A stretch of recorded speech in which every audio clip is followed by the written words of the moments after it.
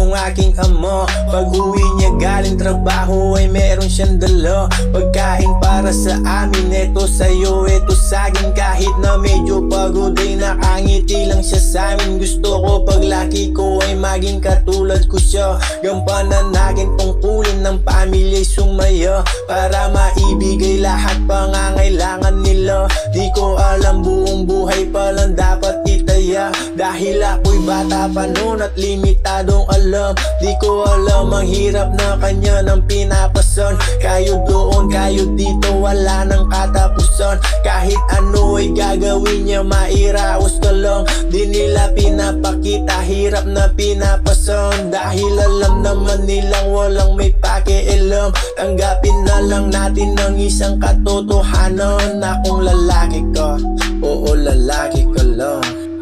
Paano ang maging isang lalaki?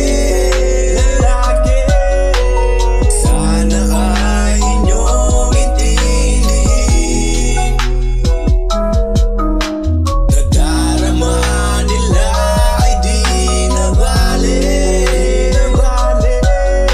Magampanan lang ang tungkulin.